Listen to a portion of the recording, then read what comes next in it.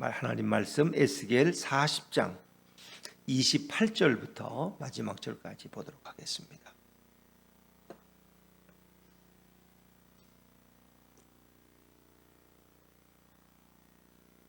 에스겔 40장 28절부터 49절까지 말씀입니다. 1215페이지입니다. 저와 여러분이 한 절씩 교독하십니다. 그가 나를 데리고 그 남문을 통하여 안뜰에 들어가서 그 남문의 너비를 측량하니 크기는 길이가 50척이요 너비가 25척이며 그 문지기 방과 벽과 현관도 먼저 측량한 것과 같고 그 문간과 그 현관 좌우에도 창이 있으며 그 사방 현관의 길이는 25척이요 너비는 5척이며 현관이 바깥뜰로 향하였고 그 문 벽 위에도 종려나무를 새겼으며 그 문간으로 올라가는 8층계가 있더라. 그가 나를 데리고 안뜰 동쪽으로 가서 그 문간을 측량하니 크기는 길이가 50척이요 너비가 25척이며 그 문지기 방과 벽과 현관이 먼저 측량한 것과 같고 그 문간과 그 현관 좌우에도 창이 있으며 그 현관이 바깥뜰로 향하였고 그 이쪽 저쪽 문벽 위에도 종려나무를 새겼으며 그 문간으로 올라가는 8층계가 있더라. 그가 또 나를 데리고 북문에 이르러 측량하니 크기는 길이가 50척이요 너비가 25척이며 그 문지기 방과 벽과 현관이 다 그러하여 그 좌우에도 창이 있으며 그 현관이 바깥뜰로 향하였고 그 이쪽 저쪽 문벽 위에도 종려나무를 새겼으며 그 문간으로 올라가는 8층계가 있더라. 그 문벽 곁에 문이 있는 방이 있는데 그것은 번제물을 씻는 방이며 그 문의 현관 이쪽에 상 둘이 있고 저쪽에 상 둘이 있으니 그 위에서 번제와 속죄제와 속건제의 희생 제물을 잡게 한 것이며 그 북문 바깥 곧 입구로 올라가는 곳 이쪽에 상 둘이 있고 문의 현관 저쪽에 상 둘이 있으며 문곁 이쪽에 상이 넷이 있고 저쪽에 상이 넷이 있어서 상이 모두 8개라. 그 위에서 희생 제물을 잡았더라. 또 다듬은 돌로 만들어 번제에 쓰는 상 넷이 있는데 그 길이는 1척 반이요 너비는 1척 반이요 높이는 1척이라. 번제 희생 제물을 잡을 때에 쓰는 기구가 그 위에 놓였으며 현관 안에는 길이가 손바닥 넓이만한 갈고리가 사방에 박혔으며 상들에는 희생 제물의 고기가 있더라. 안문 밖에 있는 안뜰에는 노래하는 자의 방 둘이 있는데 북문 곁에 있는 방은 남쪽으로 향하였고 남문 곁에 있는 방은 북쪽으로 향하였더라. 그가 내게 이르되 남쪽을 향한 이 방은 성전을 지키는 제사장들이 있을 것이요 북쪽을 향한 방은 제단을 지키는 제사장들이 있을 것이라. 이들은 레위의 후손종 사독의 자손으로서 여호와께 가까이 나아가 수종들은 자니라 하고 그가 또 그 뜰을 측량하니 길이는 100척이요 너비는 100척이라. 네모 반듯하며 제단은 성전 앞에 있더라.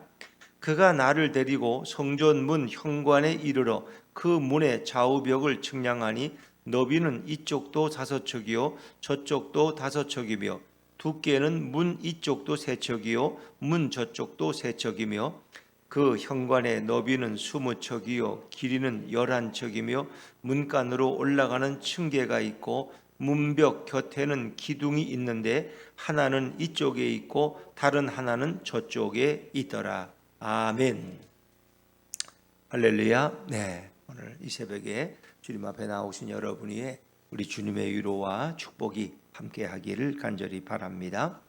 자, 우리가 이제 에스겔서는 39장까지 이미 살펴본 내용은 회복에 대한 내용이었고 이 40장부터 이 48장까지는 이제 메시아 왕국의 축복을 이야기하고 있는데 이 부분도 다시 나누자면 40장부터 43장까지는 새 성전, 그러니까 이제 바벨론의 침공 가운데 그들이 제일 가슴 아파하는 것이 그 시온산 위에 있는 예루살렘 성 안에 있는 성전이, 하나님의 성전이 불타버리고 그것이 파괴된 거예요. 근데 하나님은 새 성전을 다시 주시겠다는 거예요. 새 성전. 근데 그것은 우리가 이전에 지었던 솔로몬 성전이나 또 포로 위에 와서 지었던 스룹바벨 성전이나 또 예수님이 이 땅에 오셨을 때 있던 헤롯 성전과 같은 내용이 아니에요. 왜? 그 치수가 다 다르다는 거예요.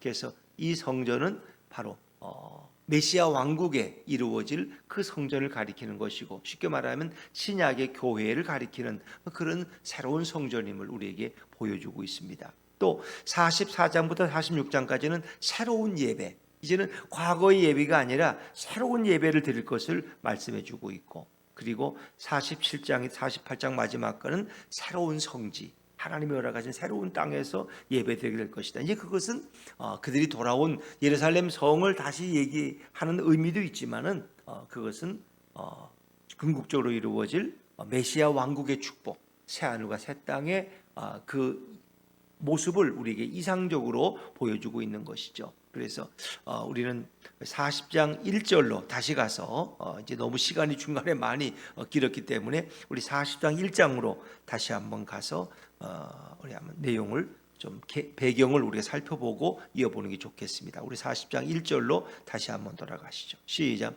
우리가 사로잡힌 지 25째 해, 성이 함락된 후 14째 해, 첫째 날 10째 날에 곧 그날에 여호와의 권능이 내게 임하여 나를 데리고 이스라엘 땅으로 가시되.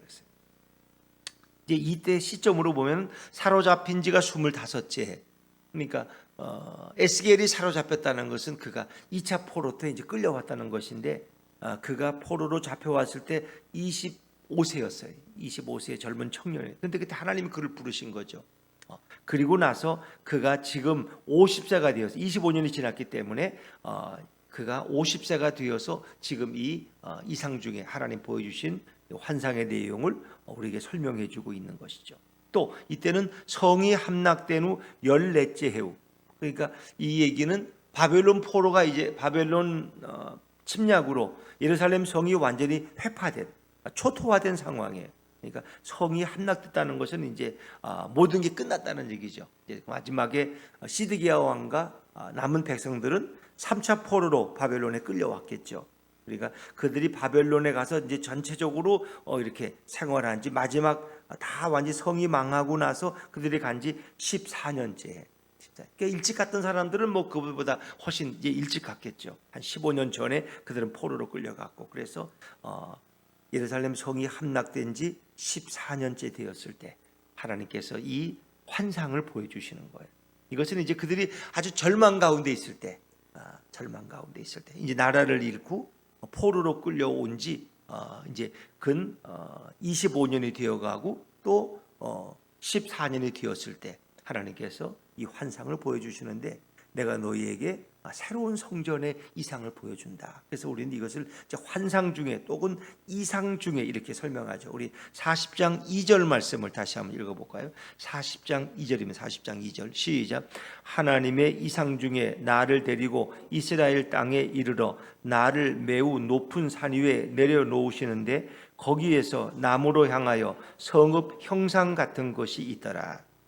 그는 지금 아직 몸은 바벨론 땅에 그발 강가에 있지만은 하나님께서 그 영을 이끄시고 시온산에 올라가셔서 시온산 이스라엘 땅에서 그에게 새로운 모습을 보여주는데, 거기 보니까 그 높은 산 위에 성읍 형상 같은 것이 있더라. 그 성읍 형상이 바로 새로운 성전, 이미 파괴되었지만 하나님이 우리를 위해 새로운 성전을 준비시켜 주신다.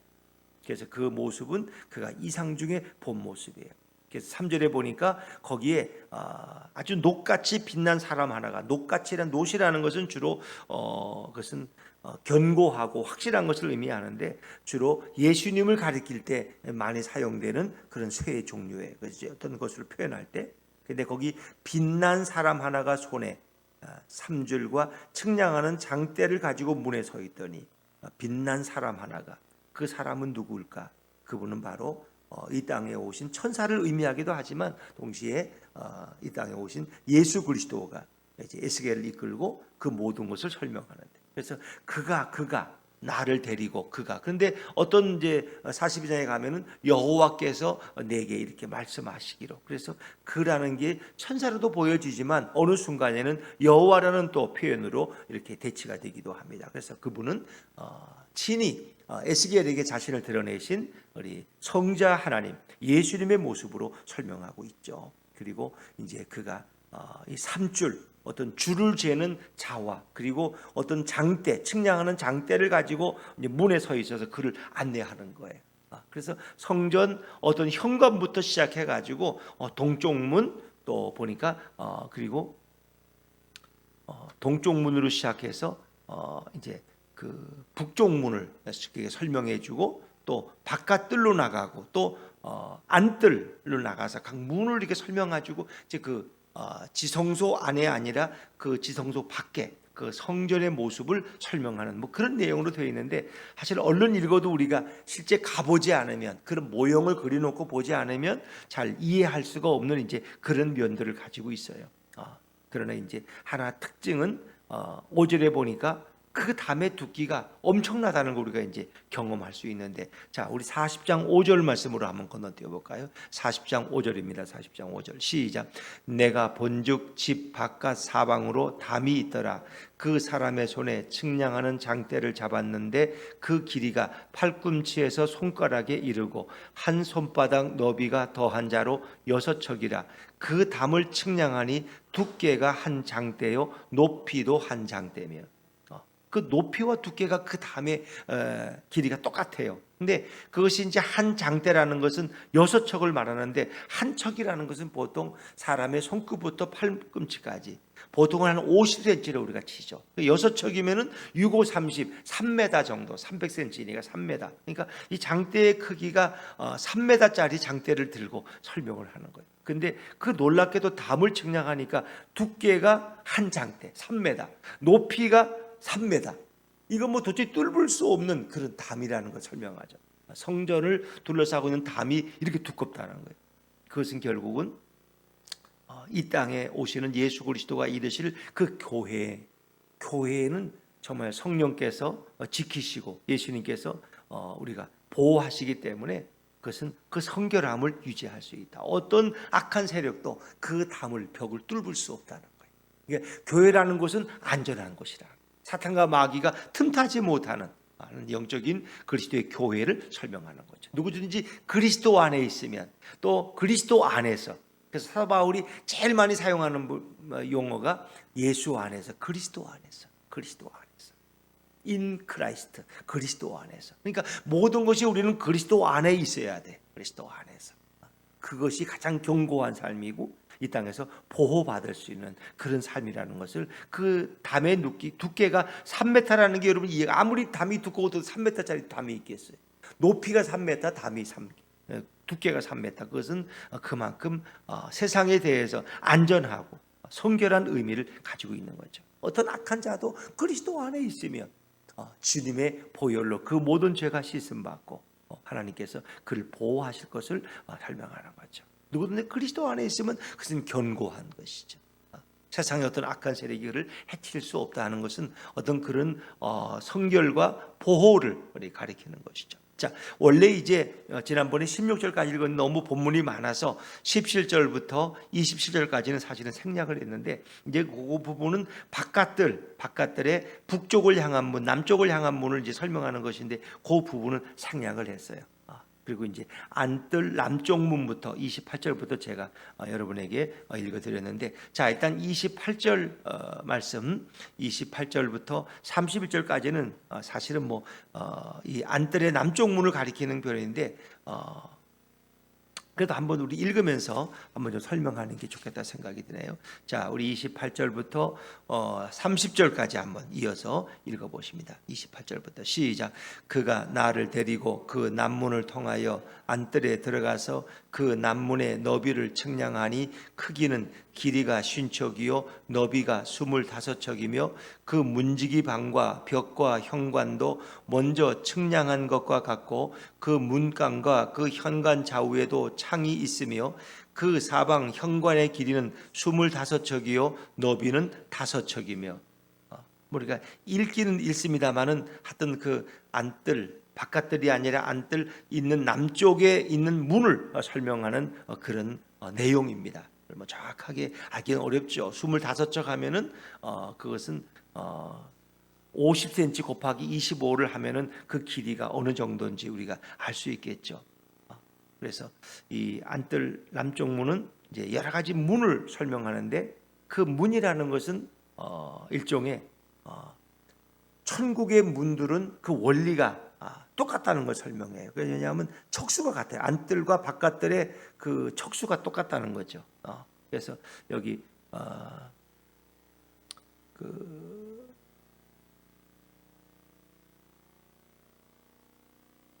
안뜰 남쪽 문과 이제 그 넘으면 또 동쪽 문이 나와요. 안뜰 동쪽 문이 30이 나오는데 그 보니까 척수가 똑같아. 척수가. 또 북쪽 문도 그렇고 그것은 모든 천국의 그 구원의 원리는 똑같다는 거죠. 하나의 천국문의 하나의 원리인데 그 문은 예수 그리스도를 설명하고 있는 거예요. 예수 그리스도를. 그래서 안쪽 남쪽 문의 길이가 50척, 너비가 25척 그렇죠. 자, 그러면 여러분 또 우리가 33절로 한번 가볼까요? 33절로 한번 33절 시작. 길이가 신척이요 너비가 25척이며 그 문지기 방과 벽과 현관이 먼저 측량한 것과 같고 그 문관과 그 현관 좌우에도 창이 있으며 길이가 몇 척이에요? 50척, 너비가 25척. 그렇죠? 29절로 다시 돌아오면 거기도 길이가 50척이요 너비가 25척이라. 그렇죠? 그래서 뭐 문을 다 다른 남쪽 문, 북쪽 문 다 설명하지만 동쪽 문 그 치수는 똑같다는 거예요. 그러니까 안뜰에 있는 세 개의 문, 남쪽 문, 북쪽 문, 동쪽 문을 다 설명하는데 그 치수는 똑같다. 위치도 똑같고 사실 우리가 이제 계속 성경에 기록돼서 읽지만은 그 내용은 똑같다는 거죠. 그래서 천국에 있는 모든 문들은 한 가지 원리로 되어 있고 그 문은 다 예수 그리스도를 가리키는 거예요. 예수 그리스도를.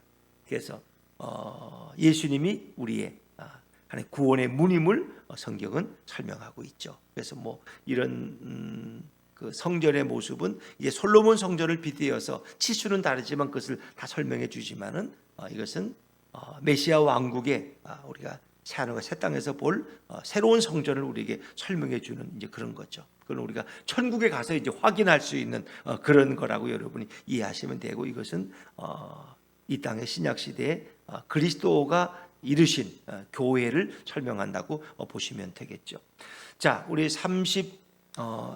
그리고 31절을 한번 읽어볼까요? 31절 시작.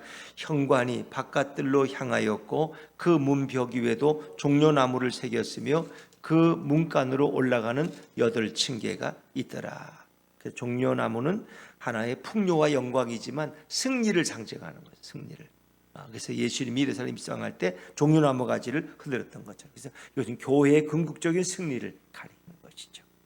교회는 이 땅에서 아무 무기력하고 힘이 없는 것 같지만 결국은 예수 그리스도께서 교회에 승리를 주신다 하는 것을 설명하고 있죠. 그리고 올라가는 층계가 8층계가 있죠. 또 34절에도 보면은 종려나무의 얘기가 나오고 8층계가 또 똑같이 있죠.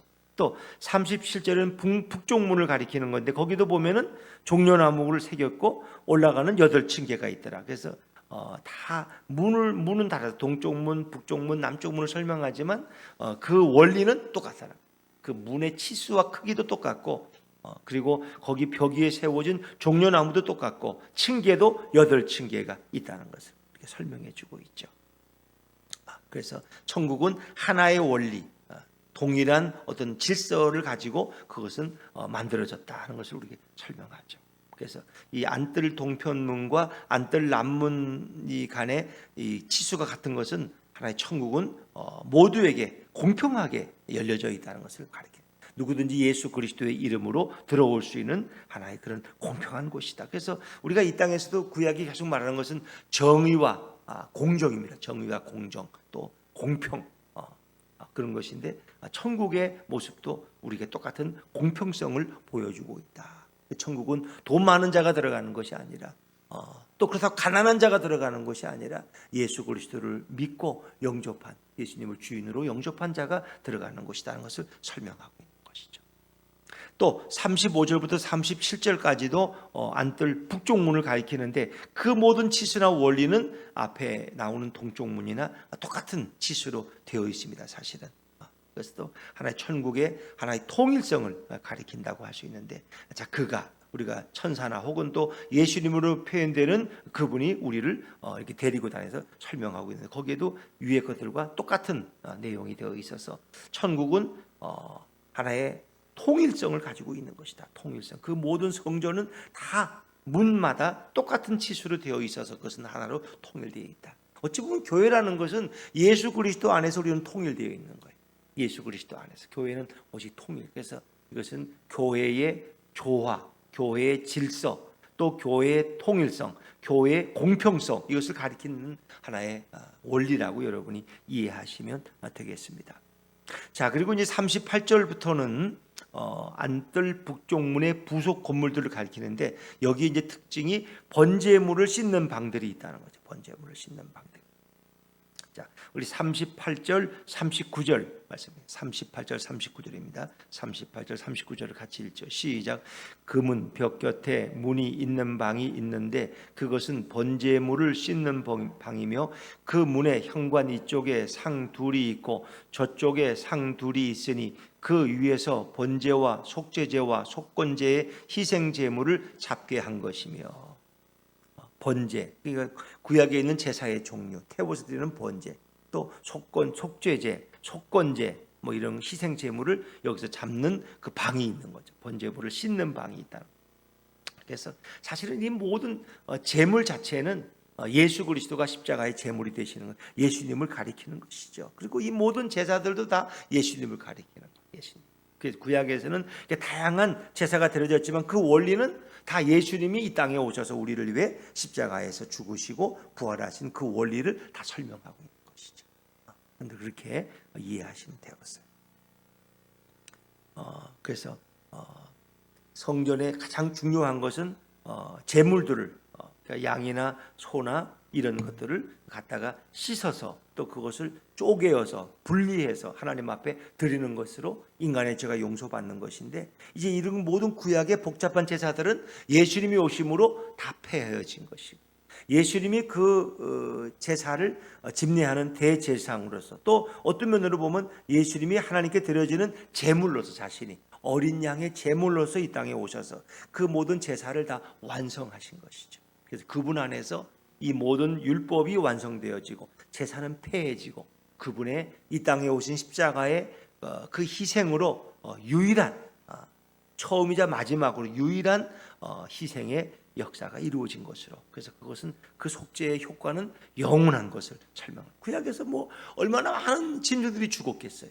그렇죠? 얼마나 많은 이 번제와 속죄제와 속건제를 통해서 수많은 희생 제물이 죽어간 것. 이 모든 것은 다 이 땅에 오실 예수님을 가리키고 있습니다. 그분이 오심으로써 이 모든 제사를 완성하시고 영원한 속죄를 이룰 것을 우리에게 이미 구약에서 수없이 설명합니다. 그러니까 구약이 가리키는 것은 예수 그리스도 한 분밖에 없는 예수님을 가리키는, 예수님이 오셔서 행하실 완전한 속죄, 영원한 속죄를 우리에게 설명해 주고 있는 것이죠. 그리고 그 많은 제물들이 드려지기 때문에 거기에는 또 많은 상들이 있었다는 거죠. 자, 우리 41절 말씀으로 한번 넘어가 볼까요? 41절입니다. 41절 시작.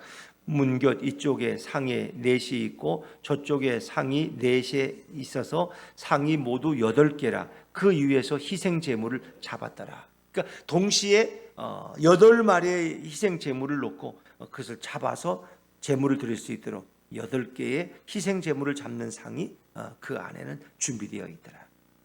주로 이제 이것은 그 안뜰, 우리가 이제 성전은 이렇게 울타리가 있고요. 성막은 이제 거길 들어가면은 이제 그 뜰이 있죠. 뜰에 이제 번제단이 있는데 그 번제단 안에 8개의 상이 있어서 제사장들이 그것을 다 잡아서 씻고 잡아서 이제 물동이가 크게 있어서 거기서 이제 그걸 먼저 씻어요. 그리고 이제 그것을 각자 다 분리해서 하나님 앞에 드릴 것만 이제 제물로 드리게 되는 이제 그런 과정을 하면서 하는데, 그게 8개의 상이 있어 거기서 동시에 그 제사가 행해졌다는 거예요. 어찌 보면 그것이 뭐 얼마나 피가 넘쳐 흐르고 그 냄새를 아마 지우고 있을 거예요. 그러나 예수 그리스도가 오심으로 그 모든 것이 하나로 통합되어지는 것을 우리가 설명할 수 있는 것이죠.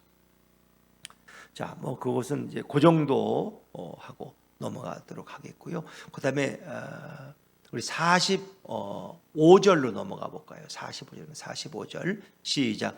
그가 내게 이르되 남쪽을 향한 이 방은 성전을 지키는 제사장들이 있을 것이요. 그렇죠. 남쪽을 향한 이 방은 성전을 지키는 제사장들. 그러니까 그 제사가 진행될 때 제사장들이 늘 가까이 있어서 거기서 생활하면서 제사를 집례했던 제사장들이 쓰는 방이고, 또 46절에도 또 북쪽을 향한 방에도 또 제사장들이 쓰는 방이 있죠. 46절 하면 46절입니다. 시작. 북쪽을 향한 방은 제단을 지키는 제사장들이 있을 것이라. 이들은 레위의 후손종 사독의 자손으로서 여호와께 가까이 나아가 수종드는 자니라 하고. 제사장들은 제단에서 제일 가까운 방에 그들이 거주했다는 거죠. 제사장들. 왜? 그들은 늘 제사를 집례하고 또 제단을 살펴야 되기 때문에. 그래서 남쪽을 향한 방에도 제사장들이 쓸 방이 하나 있고, 46절에 보니까 북쪽을 향한 이 방에도 제단을 지키는 제사장들의 방이 있어요. 그래서 그들은 늘 그 방에서 머물면서 제단을 돌봤다는 거죠. 그러니까 밤에야 그 뜰에서 제사를 집례하지는 않겠지만 주로 이제 그 지성소 안에 거기서는 늘 이렇게 향과 또 진설병이 있기 때문에 이제 또 밤에도 이제 불을 켜놓겠죠. 거기 이제 촛대들은 이제 그것을 늘 살피던 자들이 바로 제사장들. 또 야간에 숙직을 하는 그런 제사장들이 있었을 것이다. 그래서 이 제사장은 이 땅에 대제사장으로 오신 예수 그리스도를 가리키는 것이죠. 그래서 하나님의 제단에 가까운 곳에 제사장들이 방을 썼다는 것은 우리가 바로 예수 그리스도를 통해서 하나님 앞에 나아갈 수 있음을 설명합니다. 그러니까 하나님 앞에 나아가는 가장 가까운 길이고 유일한 길이 바로 예수 그리스도. 예수님은 대제사장으로 오셨다. 대제사장. 그래서 그분은 삼중직을 가지고 있어요. 제사장이고 또 왕이시고 선지자. 이 삼중직을 가지신 분이 바로 예수 그리스도다. 그런 걸 설명했죠. 성전의 원리 속에 제사장의 방의 위치. 그래서 어떤 교회도 건축할 때 보면은 이 제단에 제일 가까운 곳이 이제 목회자의 방이 이렇게. 담임 목사의 방이 제단 가까이에 주로 있어서, 왜냐하면 제단에 올라가 설교하고 또 내려오시고 기도회도 인도하고 계속 그러니까 제일 가까운 곳에. 제가 전에 머물던 양평 장로교회도 지금도 가면 그래요. 거기가 이제 2층인가 들어가면 이제 사무실이 있고, 사무실 안에 담임 목사실이 이제 로비가 있고 응접실이 있고, 그 안에 또 서재가 이렇게 있는데, 서재 안에는 물론 이제 화장실도 있고 그 안에 또 설교 준비할 수 있도록, 때로는 피곤하면 쉴 수 있도록 침대도 이제 이렇게 있고, 그것도 꽤 넓은 곳인데, 재밌는 것은 거기서 성전을 올라가는 뒤에 계단이 있어요. 계단. 뒷문을 열면은 밖으로 나가지 않고도 바로 제단으로 올라갈 수 있는. 그래서 거기서 이제 올라가면은 바로 이제 성전의 제단에 제가 설교하는 자리야, 거기가. 제가 어떨 때 보면 설교하다가 뭘 놓고 온 게 있어, 빠진 게. 그러면 이제 찬송 부르는 시간이나 이제 장로님 혹시 기도할 때 얼른 내려와서 이제 이렇게 가져. 제가 이제 기억이 나는 게, 어느 날 올라갔는데, 열심히 준비하다 올라갔는데 설교문을 안 가지고 올라간 거야. 원고를, 쉽게 말하면 성경은 가져갔는데 주보하고, 원고를 어떻게 있으리 하고 했는데 없는 거야. 이게 당황스럽죠. 일주일 동안 준비한 설교지만 그래도 원고가 있어야지 이제 안심이 되는데, 이게 근데 이제 성가대 찬양이 순서예요. 근데 우리는 지금 예배에 성가대가 없으니까 그렇게 하지만, 이제 원고 성경 봉독을 하고 나서 이제 성가대가 찬양하고 담임 목사가 나와 설교하잖아요. 그러니까 성가대 찬양하는 시간이지, 그게 짧을 때는 한 3분이 길면 5분짜리.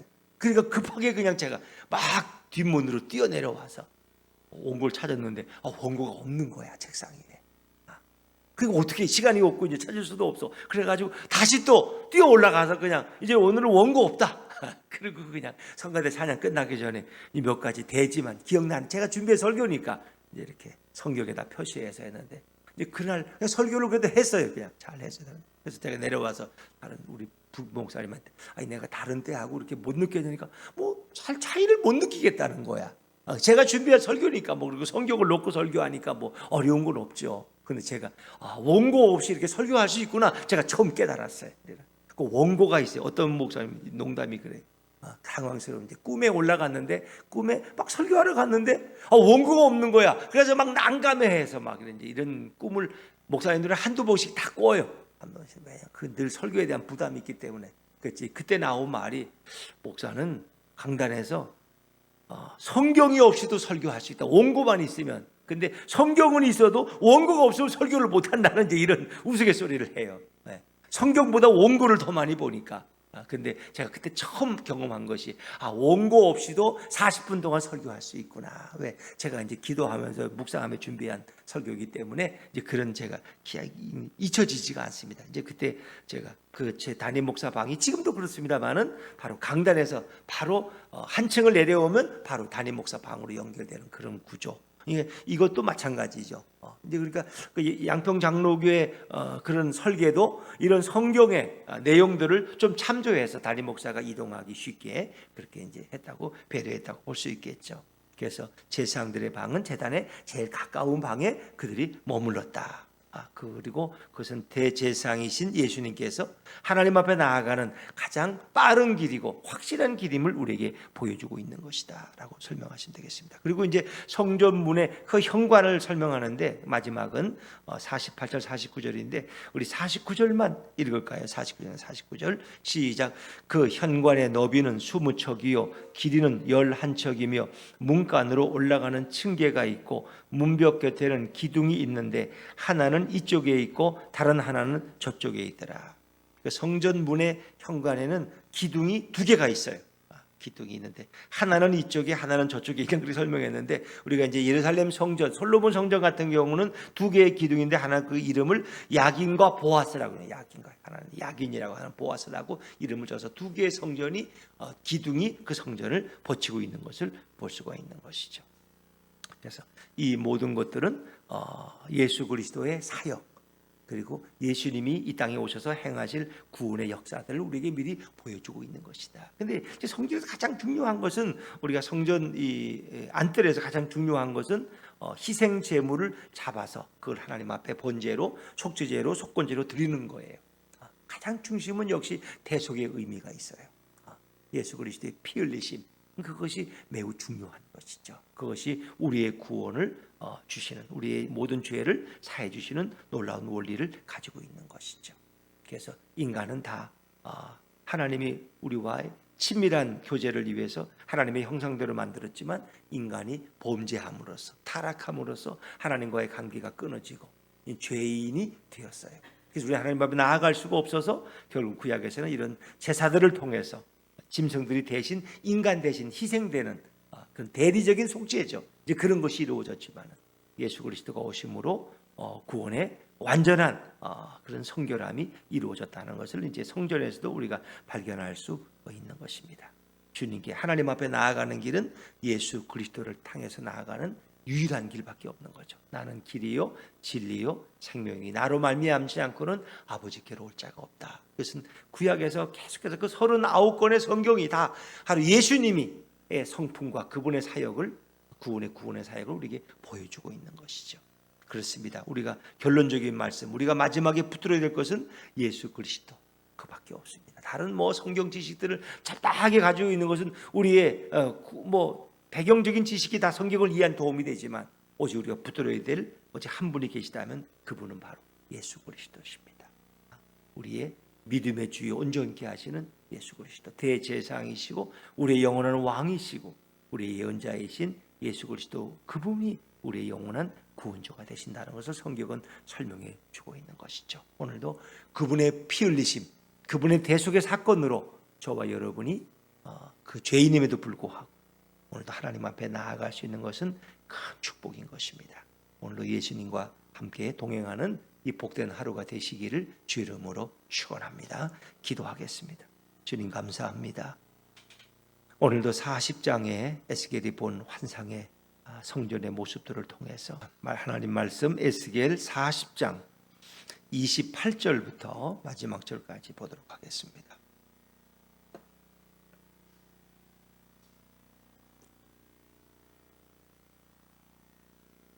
에스겔 40장 28절부터 49절까지 말씀입니다.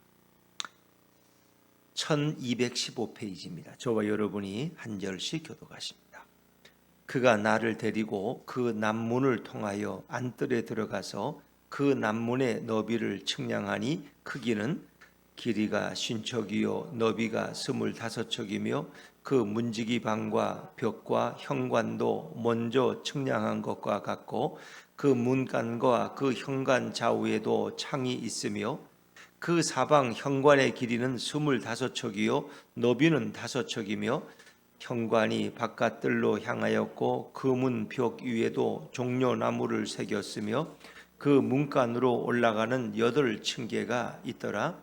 그가 나를 데리고 안뜰 동쪽으로 가서 그 문간을 측량하니 크기는 길이가 50척이요 너비가 25척이며 그 문지기 방과 벽과 현관이 먼저 측량한 것과 같고 그 문간과 그 현관 좌우에도 창이 있으며 그 현관이 바깥 뜰로 향하였고 그 이쪽 저쪽 문벽 위에도 종려나무를 새겼으며 그 문간으로 올라가는 8층계가 있더라. 그가 또 나를 데리고 북문에 이르러 측량하니 크기는 길이가 50척이요 너비가 25척이며 그 문지기 방과 벽과 현관이 다 그러하여 그 좌우에도 창이 있으며 그 현관이 바깥 뜰로 향하였고 그 이쪽 저쪽 문벽 위에도 종려나무를 새겼으며 그 문간으로 올라가는 8층계가 있더라. 그 문벽 곁에 문이 있는 방이 있는데 그것은 번제물을 씻는 방이며 그 문의 현관 이쪽에 상 둘이 있고 저쪽에 상 둘이 있으니 그 위에서 번제와 속죄제와 속건제의 희생 제물을 잡게 한 것이며 그 북문 바깥 곧 입구로 올라가는 곳 이쪽에 상 둘이 있고 문의 현관 저쪽에 상 둘이 있으며 문곁 이쪽에 상이 넷이 있고 저쪽에 상이 넷이 있어서 상이 모두 8개라. 그 위에서 희생 제물을 잡았더라. 또 다듬은 돌로 만들어 번제에 쓰는 상 넷이 있는데 그 길이는 1척 반이요 너비는 1척 반이요 높이는 1척이라. 번제 희생 제물을 잡을 때에 쓰는 기구가 그 위에 놓였으며 현관 안에는 길이가 손바닥 넓이만한 갈고리가 사방에 박혔으며 상들에는 희생 제물의 고기가 있더라. 안문 밖에 있는 안뜰에는 노래하는 자의 방 둘이 있는데 북문 곁에 있는 방은 남쪽으로 향하였고 남문 곁에 있는 방은 북쪽으로 향하였더라. 그가 내게 이르되 남쪽을 향한 이 방은 성전을 지키는 제사장들이 있을 것이요 북쪽을 향한 방은 제단을 지키는 제사장들이 있을 것이라. 이들은 레위의 후손종 사독의 자손으로서 여호와께 가까이 나아가 수종들은 자니라 하고 그가 또 그 뜰을 측량하니 길이는 100척이요 너비는 100척이라. 네모 반듯하며 제단은 성전 앞에 있더라. 그가 나를 데리고 성전 문 현관에 이르러 그 문의 좌우벽을 측량하니 너비는 이쪽도 5척이요 저쪽도 5척이며 두께는 문 이쪽도 3척이요 문 저쪽도 3척이며 그 현관의 너비는 20척이요 길이는 11척이며 문간으로 올라가는 층계가 있고 문벽 곁에는 기둥이 있는데 하나는 이쪽에 있고 다른 하나는 저쪽에 있더라. 아멘.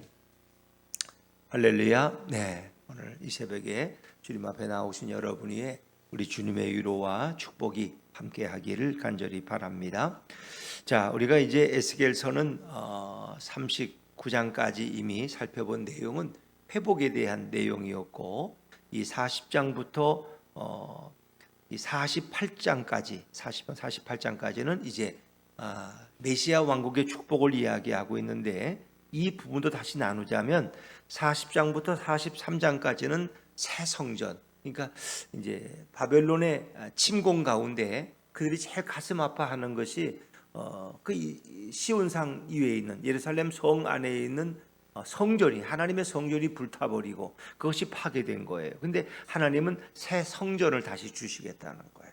새 성전. 근데 그것은 우리가 이전에 지었던 솔로몬 성전이나 또 포로 위에 와서 지었던 스룹바벨 성전이나 또 예수님이 이 땅에 오셨을 때 있던 헤롯 성전과 같은 내용이 아니에요. 왜? 그 치수가 다 다르다는 거예요. 그래서 이 성전은 바로 메시아 왕국에 이루어질 그 성전을 가리키는 것이고, 쉽게 말하면 신약의 교회를 가리키는 그런 새로운 성전임을 우리에게 보여주고 있습니다. 또 44장부터 46장까지는 새로운 예배, 이제는 과거의 예배가 아니라 새로운 예배를 드릴 것을 말씀해 주고 있고, 그리고 47장, 48장 마지막 거는 새로운 성지, 하나님의 허락하신 새로운 땅에서 예배드리게 될 것이다. 이제 그것은 그들이 돌아온 예루살렘 성을 다시 얘기하는 의미도 있지만은 그것은 궁극적으로 이루어질 메시아 왕국의 축복, 새 하늘과 새 땅의 그 모습을 우리에게 이상적으로 보여주고 있는 것이죠. 그래서 우리는 40장 1절로 다시 가서 이제 너무 시간이 중간에 많이 길었기 때문에 우리 40장 1장으로 다시 한번 가서 우리 한번 내용을 좀 배경을 우리가 살펴보고 이어보는 게 좋겠습니다. 우리 40장 1절로 다시 한번 돌아가시죠. 시작. 우리가 사로잡힌 지 25째 해, 성이 함락된 후 14째 해, 첫째 날 10째 날에 곧 그날에 여호와의 권능이 내게 임하여 나를 데리고 이스라엘 땅으로 가시되. 이제 이때 시점으로 보면 사로잡힌 지가 25째 해. 그러니까 에스겔이 사로잡혔다는 것은 그가 2차 포로 때 이제 끌려왔다는 것인데, 그가 포로로 잡혀왔을 때 25세였어요. 25세의 젊은 청년이에요. 근데 그때 하나님이 그를 부르신 거죠. 그리고 나서 그가 지금 50세가 되어서 25년이 지났기 때문에 그가 50세가 되어서 지금 이 이상 중에 하나님 보여주신 환상의 내용을 우리에게 설명해 주고 있는 것이죠. 또 이때는 성이 함락된 후 14째 해후, 그러니까 이 얘기는 바벨론 포로가 이제 바벨론 침략으로 예루살렘 성이 완전히 회파된, 초토화된 상황이에요. 그러니까 성이 함락됐다는 것은 이제 모든 게 끝났다는 얘기죠. 이제 마지막에 시드기야 왕과 남은 백성들은 3차 포로로 바벨론에 끌려왔겠죠. 그러니까 그들이 바벨론에 가서 이제 전체적으로 이렇게 생활한 지 마지막 다 완전히 성이 망하고 나서 그들이 간 지 14년째. 그러니까 일찍 갔던 사람들은 뭐 그들보다 훨씬 이제 일찍 갔겠죠. 한 15년 전에 그들은 포로로 끌려갔고, 그래서 예루살렘 성이 함락된 지 14년째 되었을 때 하나님께서 이 환상을 보여주시는 거예요. 이것은 이제 그들이 아주 절망 가운데 있을 때, 이제 나라를 잃고 포로로 끌려온 지 이제 근 25년이 되어가고 또 14년이 되었을 때 하나님께서 이 환상을 보여주시는데, 내가 너희에게 새로운 성전의 이상을 보여준다. 그래서 우리는 이것을 환상 중에 또는 이상 중에 이렇게 설명하죠. 우리 40장 2절 말씀을 다시 한번 읽어볼까요? 40장 2절이면 40장 2절 시작. 하나님의 이상 중에 나를 데리고 이스라엘 땅에 이르러 나를 매우 높은 산 위에 내려놓으시는데 거기에서 나무로 향하여 성읍 형상 같은 것이 있더라. 그는 지금 아직 몸은 바벨론 땅에 그발 강가에 있지만은 하나님께서 그 영을 이끄시고 시온산에 올라가셔서 시온산 이스라엘 땅에서 그에게 새로운 모습을 보여주는데, 거기 보니까 그 높은 산 위에 성읍 형상 같은 것이 있더라. 그 성읍 형상이 바로 새로운 성전, 이미 파괴되었지만 하나님이 우리를 위해 새로운 성전을 준비시켜 주신다. 그래서 그 모습은 그가 이상 중에 본 모습이에요. 그래서 3절에 보니까 거기에 아주 녹같이 빛난 사람 하나가, 녹같이란 노시라는 것은 주로 그것은 견고하고 확실한 것을 의미하는데, 주로 예수님을 가리킬 때 많이 사용되는 그런 쇠의 종류의 어떤 것을 표현할 때, 근데 거기 빛난 사람 하나가 손에 3줄과 측량하는 장대를 가지고 문에 서 있더니, 빛난 사람 하나가, 그 사람은 누구일까?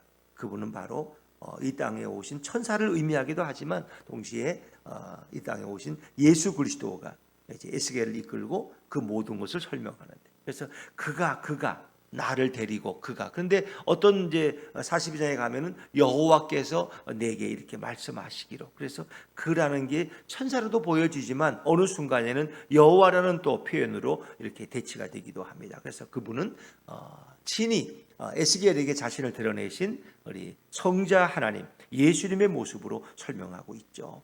그리고 이제 그가 이 3줄 어떤 줄을 재는 자와 그리고 어떤 장대, 측량하는 장대를 가지고 이제 문에 서 있어서 그를 안내하는 거예요. 그래서 성전 어떤 현관부터 시작해 가지고 동쪽 문 또 보니까 그리고 동쪽 문으로 시작해서 이제 그 북쪽 문을 설명해주고 또 바깥뜰로 나가고 또 안뜰로 나가서 각 문을 이렇게 설명해주고 이제 그 지성소 안에 아니라 그 지성소 밖에 그 성전의 모습을 설명하는 뭐 그런 내용으로 되어 있는데 사실 얼른 읽어도 우리가 실제 가보지 않으면 그런 모형을 그려놓고 보지 않으면 잘 이해할 수가 없는 이제 그런 면들을 가지고 있어요. 그러나 이제 하나 특징은 5절에 보니까 그 담의 두께가 엄청나다는 걸 우리가 이제 경험할 수 있는데, 자 우리 40장 5절 말씀으로 한번 건너뛰어 볼까요? 40장 5절입니다. 40장 5절 시작. 내가 본즉 집 바깥 사방으로 담이 있더라. 그 사람의 손에 측량하는 장대를 잡았는데 그 길이가 팔꿈치에서 손가락에 이르고 한 손바닥 너비가 더한 자로 6척이라. 그 담을 측량하니 두께가 한 장대요 높이도 한 장대며. 그 높이와 두께가 그 담의 길이가 똑같아요. 근데 그것이 이제 한 장대라는 것은 6척을 말하는데 한 척이라는 것은 보통 사람의 손끝부터 팔꿈치까지 보통은 한 50cm를 우리가 치죠. 6척이면은 6, 5, 30, 3m 정도, 300cm니까 3m. 그러니까 이 장대의 크기가 3m짜리 장대를 들고 설명을 하는 거예요. 근데 그 놀랍게도 담을 측량하니까 두께가 한 장대, 3m, 높이가 3m. 이건 뭐 도저히 뚫을 수 없는 그런 담이라는 걸 설명하죠. 성전을 둘러싸고 있는 담이 이렇게 두껍다는 거예요. 그것은 결국은 이 땅에 오시는 예수 그리스도가 이르실 그 교회는 정말 성령께서 지키시고 예수님께서 우리가 보호하시기 때문에 그것은 그 성결함을 유지할 수 있다. 어떤 악한 세력도 그 담을 벽을 뚫을 수 없다는 거예요. 그러니까 교회라는 곳은 안전한 곳이라. 사탄과 마귀가 틈타지 못하는 영적인 그리스도의 교회를 설명하는 거죠. 누구든지 그리스도 안에 있으면 또 그리스도 안에서, 그래서 사도 바울이 제일 많이 사용하는 용어가 예수 안에서, 그리스도 안에서, 그리스도 안에서, in Christ, 그리스도 안에서. 그러니까 모든 것이 우리는 그리스도 안에 있어야 돼. 그리스도 안에서. 그것이 가장 견고한 삶이고 이 땅에서 보호받을 수 있는 그런 삶이라는 것을, 그 담의 두께가 3m라는 게 여러분 이해가, 아무리 담이 두꺼워도 3m짜리 담이 있겠어요. 높이가 3m, 담이 두께가 3m. 그것은 그만큼 세상에 대해서 안전하고 성결한 의미를 가지고 있는 거죠. 어떤 악한 자도 그리스도 안에 있으면 주님의 보혈로 그 모든 죄가 씻음받고 하나님께서 그를 보호하실 것을 설명하는 거죠. 누구든지 그리스도 안에 있으면 그것은 견고한 것이죠. 세상의 어떤 악한 세력이 그를 해칠 수 없다는 것은 어떤 그런 성결과 보호를 가리키는 것이죠. 자, 원래 이제 지난번에 16절까지 읽은 너무 본문이 많아서 17절부터 27절까지는 사실은 생략을 했는데, 이제 그 부분은 바깥들의 북쪽을 향한 문, 남쪽을 향한 문을 이제 설명하는 것인데 그 부분은 생략을 했어요. 그리고 이제 안뜰 남쪽 문부터 28절부터 제가 여러분에게 읽어드렸는데, 자 일단 28절 말씀, 28절부터 31절까지는 사실은 뭐 이 안뜰의 남쪽 문을 가리키는 표현인데 그래도 한번 우리 읽으면서 한번 좀 설명하는 게 좋겠다 생각이 드네요. 자, 우리 28절부터 30절까지 한번 이어서 읽어보십니다. 28절부터 시작. 그가 나를 데리고 그 남문을 통하여 안뜰에 들어가서 그 남문의 너비를 측량하니 크기는 길이가 50척이요 너비가 25척이며 그 문지기 방과 벽과 현관도 먼저 측량한 것과 같고 그 문간과 그 현관 좌우에도 창이 있으며 그 사방 현관의 길이는 25척이요 너비는 5척이며. 우리가 읽기는 읽습니다마는 하여튼 그 안뜰, 바깥뜰이 아니라 안뜰 있는 남쪽에 있는 문을 설명하는 그런 내용입니다. 뭐 정확하게 알기는 어렵죠. 25척 하면은 그것은 50cm 곱하기 25를 하면은 그 길이가 어느 정도인지 우리가 알 수 있겠죠. 그래서 이 안뜰 남쪽 문은 이제 여러 가지 문을 설명하는데 그 문이라는 것은 일종의 천국의 문들은 그 원리가 똑같다는 걸 설명해요. 왜냐하면 척수가 같아요. 안뜰과 바깥뜰의 그 척수가 똑같다는 거죠. 그래서 여기 그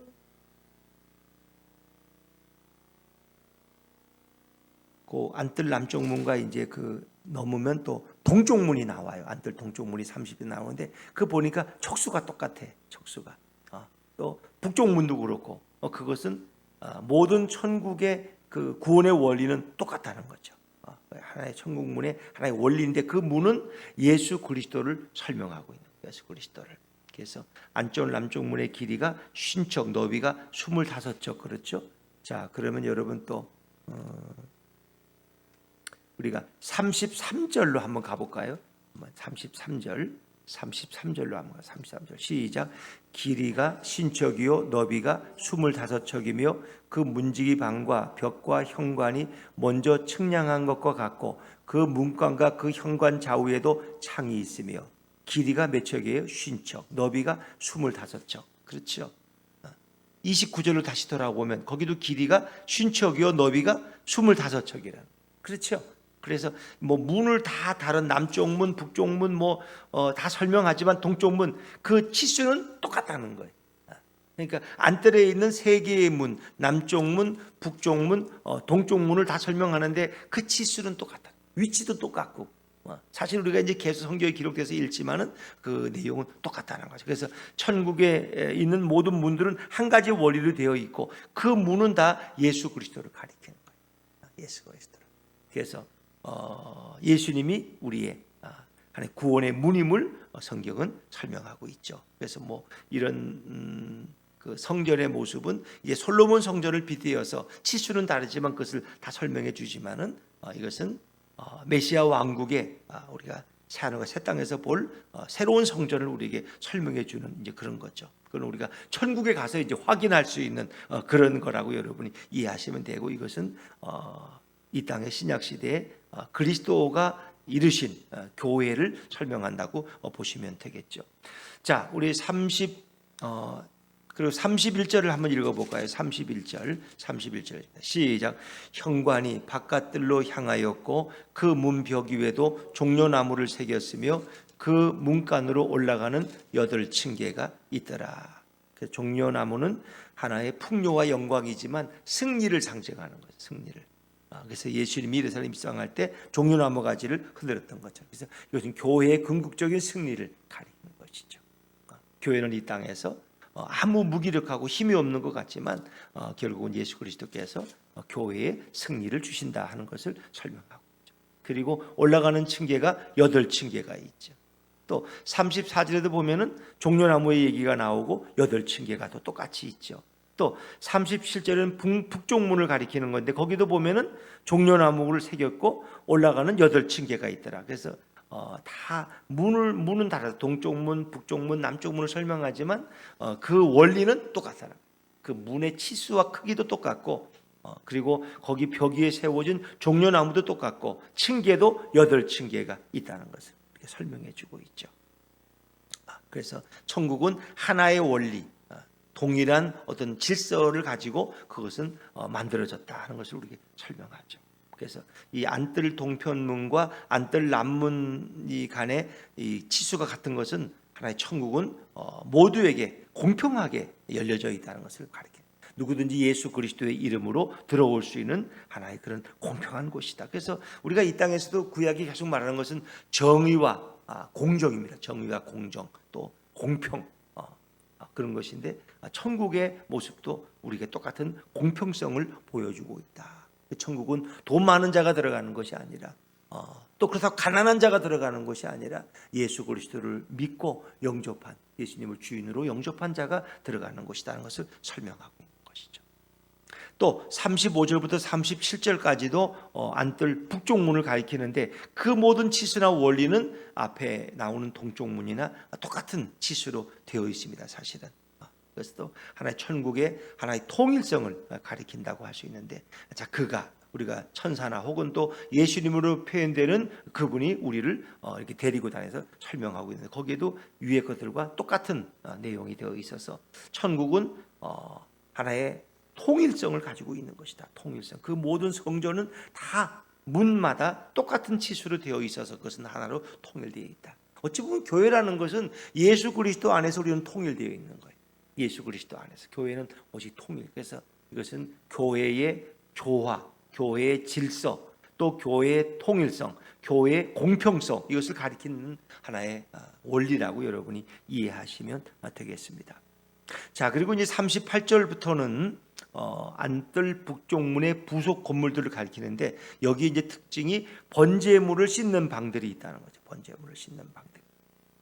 자, 우리 38절, 39절 말씀입니다. 38절, 39절입니다. 38절, 39절을 같이 읽죠. 시작. 금은 벽 곁에 문이 있는 방이 있는데 그것은 번제물을 씻는 방이며 그 문에 현관 이쪽에 상 둘이 있고 저쪽에 상 둘이 있으니 그 위에서 번제와 속죄제와 속건제의 희생 제물을 잡게 한 것이며. 번제, 그러니까 구약에 있는 제사의 종류, 태워서 드리는 번제, 또 속건, 속죄제, 속건제, 뭐 이런 희생 제물을 여기서 잡는 그 방이 있는 거죠. 번제물을 씻는 방이 있다. 그래서 사실은 이 모든 제물 자체는 예수 그리스도가 십자가의 제물이 되시는 것, 예수님을 가리키는 것이죠. 그리고 이 모든 제사들도 다 예수님을 가리키는 거예요. 예수님. 그래서 구약에서는 다양한 제사가 드려졌지만 그 원리는 다 예수님이 이 땅에 오셔서 우리를 위해 십자가에서 죽으시고 부활하신 그 원리를 다 설명하고 있는 것이죠. 그런데 그렇게 이해하시면 되겠어요. 그래서 성전의 가장 중요한 것은 제물들을, 그러니까 양이나 소나 이런 것들을 갖다가 씻어서 또 그것을 쪼개어서 분리해서 하나님 앞에 드리는 것으로 인간의 죄가 용서받는 것인데, 이제 이런 모든 구약의 복잡한 제사들은 예수님이 오심으로 다 폐해진 것이고, 예수님이 그 제사를 집례하는 대제사장으로서, 또 어떤 면으로 보면 예수님이 하나님께 드려지는 제물로서, 자신이 어린 양의 제물로서 이 땅에 오셔서 그 모든 제사를 다 완성하신 것이죠. 그래서 그분 안에서 이 모든 율법이 완성되어지고 제사는 폐해지고, 그분의 이 땅에 오신 십자가의 그 희생으로 유일한, 처음이자 마지막으로 유일한 희생의 역사가 이루어진 것으로, 그래서 그것은 그 속죄의 효과는 영원한 것을 설명합니다. 구약에서 뭐 얼마나 많은 짐승들이 죽었겠어요. 그렇죠? 얼마나 많은 이 번제와 속죄제와 속건제를 통해서 수많은 희생 제물이 죽어간 것. 이 모든 것은 다 이 땅에 오실 예수님을 가리키고 있습니다. 그분이 오심으로써 이 모든 제사를 완성하시고 영원한 속죄를 이룰 것을 우리에게 이미 구약에서 수없이 설명. 그러니까 구약이 가리키는 것은 예수 그리스도 한 분밖에 없는 예수님을 가리키는 예수님. 예수님이 오셔서 행하실 완전한 속죄, 영원한 속죄를 우리에게 설명해 주고 있는 것이죠. 그리고 그 많은 제물들이 드려지기 때문에 거기에는 또 많은 상들이 있었다는 거죠. 자, 우리 41절 말씀으로 한번 넘어가 볼까요? 41절입니다. 41절 시작.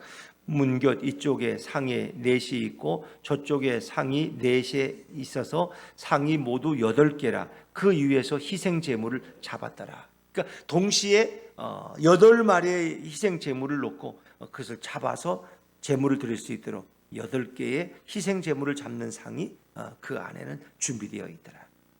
주로 이제 이것은 그 안뜰, 우리가 이제 성전은 이렇게 울타리가 있고요. 성막은 이제 거기 들어가면은 이제 그 뜰이 있죠. 뜰에 이제 번제단이 있는데 그 번제단 안에 8개의 상이 있어서 제사장들이 그것을 다 잡아서 씻고 잡아서 이제 물동이가 크게 있어서 거기서 이제 그걸 먼저 씻어요.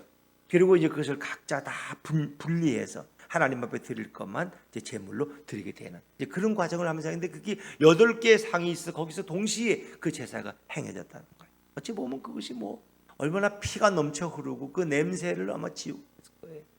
그러나 예수 그리스도가 오심으로 그 모든 것이 하나로 통합되어지는 것을 우리가 설명할 수 있는 것이죠. 자, 뭐 그것은 이제 그 정도 하고 넘어가도록 하겠고요. 그다음에 우리 45절로 넘어가 볼까요? 45절 시작. 그가 내게 이르되 남쪽을 향한 이 방은 성전을 지키는 제사장들이 있을 것이요. 그렇죠. 남쪽을 향한 이 방은 성전을 지키는 제사장들. 그러니까 그 제사가 진행될 때 제사장들이 늘 가까이 있어서 거기서 생활하면서 제사를 집례했던 제사장들이 쓰는 방이고, 또 46절에도 또 북쪽을 향한 방에도 또 제사장들이 쓰는 방이 있죠. 46절 하면 46절입니다. 시작. 북쪽을 향한 방은 제단을 지키는 제사장들이 쓸 것이라. 이들은 레위의 후손종 사독의 자손으로서 여호와께 가까이 나아가 수종드는 자니라 하고. 제사장들은 제단에서 제일 가까운 방에 그들이 거주했다는 거죠. 제사장들. 왜? 그들은 늘 제사를 집례하고 또 제단을 살펴야 되기 때문에. 그래서 남쪽을 향한 방에도 제사장들이 쓸 방이 하나 있고, 46절에 보니까 북쪽을 향한 이 방에도 제단을 지키는 제사장들의 방이 있어요. 그래서 그들은 늘 그 방에서 머물면서 제단을 돌봤다는 거죠. 그러니까 밤에야 그 뜰에서 제사를 집례하진 않겠지만 주로 이제 그 지성소 안에 거기서는 늘 이렇게 향과 또 진설병이 있기 때문에 이제 또 밤에도 이제 불을 켜놓겠죠. 거기 이제 촛대들은 이제 그것을 늘 살피던 자들이 바로 제사장들. 또 야간에 숙직을 하는 그런 제사장들이 있었을 것이다. 그래서 이 제사장은 이 땅에 대제사장으로 오신 예수 그리스도를 가리키는 것이죠. 그래서 하나님의 제단에 가까운 곳에 제사장들이 방을 썼다는 것은 우리가 바로 예수 그리스도를 통해서 하나님 앞에 나아갈 수 있음을 설명합니다. 그러니까 하나님 앞에 나아가는 가장 가까운 길이고 유일한 길이 바로 예수 그리스도. 예수님은 대제사장으로 오셨다. 대제사장. 그래서 그분은 삼중직을 가지고 있어요. 제사장이고 또 왕이시고 선지자. 이 삼중직을 가지신 분이 바로 예수 그리스도다. 그런 걸 설명했죠. 성전의 원리 속에 제사장의 방의 위치. 그래서 어떤 교회도 건축할 때 보면은 이 제단에 제일 가까운 곳이 이제 목회자의 방이 이렇게, 담임 목사의 방이 제단 가까이에 주로 있어서, 왜냐하면 제단에 올라가 설교하고 또 내려오시고 기도회도 인도하고 계속 그러니까 제일 가까운 곳에. 제가 전에 머물던 양평 장로교회도 지금도 가면 그래요. 거기가 이제 2층인가 들어가면 이제 사무실이 있고, 사무실 안에 담임 목사실이 이제 로비가 있고, 응접실이 있고, 그 안에 또 서재가 이렇게 있는데, 서재 안에는 물론 이제 화장실도 있고, 그 안에 또 설교 준비할 수 있도록, 때로는 피곤하면 쉴 수 있도록 침대도 이제 이렇게 있고, 그것도 꽤 넓은 곳인데, 재밌는 것은 거기서 성전을 올라가는 뒤에 계단이 있어요. 계단. 뒷문을 열면은 밖으로 나가지 않고도 바로 제단으로 올라갈 수 있는. 그래서 거기서 이제 올라가면은 바로 이제 성전의 제단에 제가 설교하는 자리야, 거기가. 제가 어떨 때 보면 이 설교하다가 뭘 놓고 온 게 있어, 빠진 게. 그러면 이제 찬송 부르는 시간이나 이제 장로님 혹시 기도할 때 얼른 내려와서 이제 이렇게 가죠. 제가 이제 기억이 나는 게, 어느 날 올라갔는데, 열심히 준비하다 올라갔는데 설교문을 안 가지고 올라간 거야. 원고를, 쉽게 말하면 성경은 가지고 갔는데 주보하고, 원고를 어떻게 있으리 하고 했는데 없는 거야. 이게 당황스럽죠. 일주일 동안 준비한 설교지만 그래도 원고가 있어야지 이제 안심이 되는데, 이게 근데 이제 성가대 찬양이 순서예요. 근데 우리는 지금 예배에 성가대가 없으니까 그렇게 하지만, 이제 원고 성경 봉독을 하고 나서 이제 성가대가 찬양하고 담임 목사가 나와 설교하잖아요. 그러니까 성가대 찬양하는 시간이지, 그게 짧을 때는 한 3분이 길면 5분짜리. 그러니까 급하게 그냥 제가 막 뒷문으로 뛰어내려와서 원고를 찾았는데 원고가 없는 거야, 책상 위에. 그러니까 어떻게, 시간이 없고 이제 찾을 수도 없어. 그래가지고 다시 또 뛰어 올라가서 그냥 이제 오늘은 원고 없다. 그리고 그냥 성가대 찬양 끝나기 전에 이 몇 가지 대지만 기억나는, 제가 준비해 설교니까 이제 이렇게 성경에다 표시해서 했는데, 이제 그날 그냥 설교를 그래도 했어요. 그냥 잘 했어요. 그래서 제가 내려와서 다른 우리 부목사님한테, 내가 다른 때하고 이렇게 못 느껴지니까 잘 차이를 못 느끼겠다는 거야. 제가 준비한 설교니까 그리고 성경을 놓고 설교하니까 어려운 건 없죠. 근데 제가 원고 없이 이렇게 설교할 수 있구나, 제가 처음 깨달았어요. 그 원고가 있어요. 어떤 목사님 농담이 그래. 당황스러운데 꿈에 올라갔는데, 꿈에 막 설교하러 갔는데 원고가 없는 거야. 그래서 막 난감해해서 막 이런 꿈을 목사님들은 한두 번씩 다 꿔요. 그 늘 설교에 대한 부담이 있기 때문에 그렇지. 그때 나온 말이 목사는 강단에서 성경이 없이도 설교할 수 있다. 원고만 있으면. 근데 성경은 있어도 원고가 없으면 설교를 못 한다는 이제 이런 우스갯소리를 해요. 성경보다 원고를 더 많이 보니까. 근데 제가 그때 처음 경험한 것이 원고 없이도 40분 동안 설교할 수 있구나. 왜? 제가 이제 기도하면서 묵상하며 준비한 설교이기 때문에 이제 그런 제가 기억이 잊혀지지가 않습니다. 이제 그때 제가 그 제 담임 목사 방이 지금도 그렇습니다만은 바로 강단에서 바로 한 층을 내려오면 바로 담임 목사 방으로 연결되는 그런 구조. 이것도 마찬가지죠. 이제 그러니까 그 양평 장로교회 그런 설계도 이런 성경의 내용들을 좀 참조해서 담임 목사가 이동하기 쉽게 그렇게 이제 했다고 배려했다고 볼 수 있겠죠. 그래서 제사장들의 방은 제단에 제일 가까운 방에 그들이 머물렀다. 그리고 그것은 대제사장이신 예수님께서 하나님 앞에 나아가는 가장 빠른 길이고 확실한 길임을 우리에게 보여주고 있는 것이다 라고 설명하시면 되겠습니다. 그리고 이제 성전문의 그 현관을 설명하는데 마지막은 48절 49절인데 우리 49절만 읽을까요? 49절 시작.